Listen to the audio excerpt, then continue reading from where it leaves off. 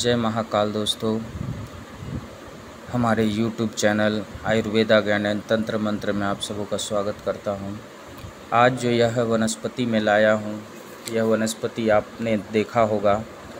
इस वनस्पति का नाम कामलता, इसका सीताकेश, इश्क पेच, गणेश वेल आदि नामों से यह जाना जाता है। अलग अलग क्षेत्रों में अलग अलग नामों से इसे जाना जाता है।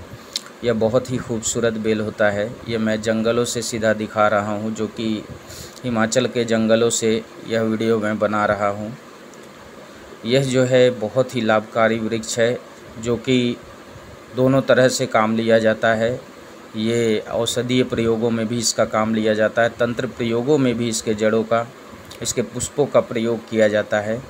सर्वप्रथम मैं इसके कुछ औषधीय गुण बताता हूँ।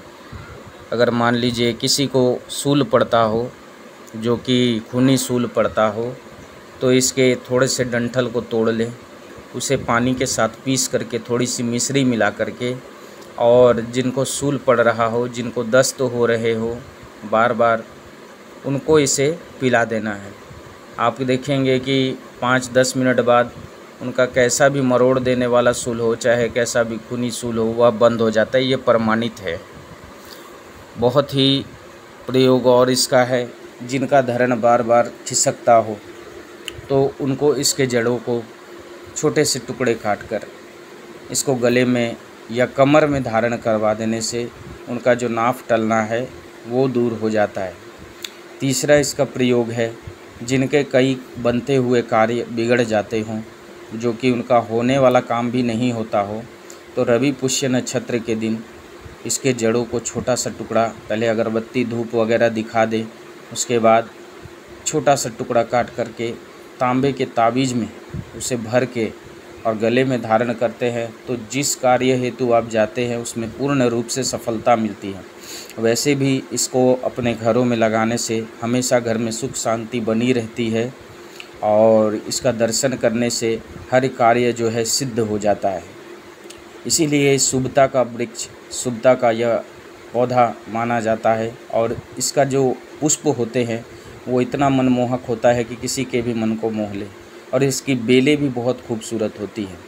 इसीलिए शायद इनका नाम जो है कामलता बोला गया है। और इसके पुष्प जो हैं, बहुत सारे तंत्र प्रयोगों में हम लोग इसका प्रयोग करते हैं।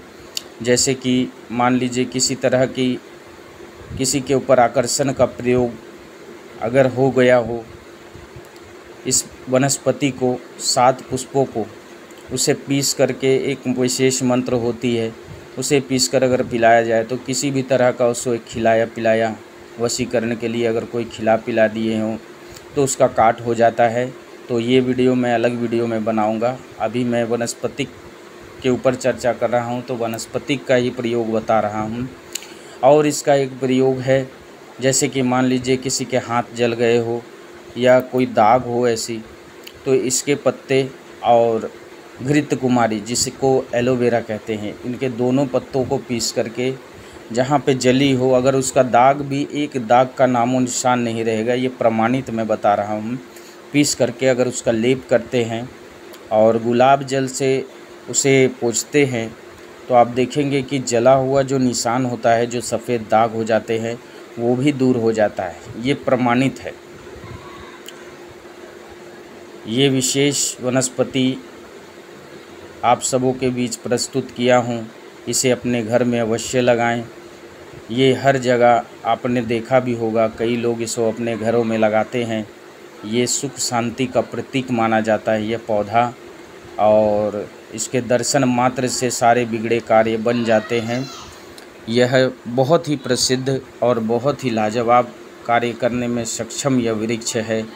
आप सबों के जन कल्याण हेतु मैंने इसकी प्रस्तुति की है। आप इसका प्रयोग करें और इसे अपने घरों में अवश्य लगाएं। जय महाकाल, जय महाकामाख्या।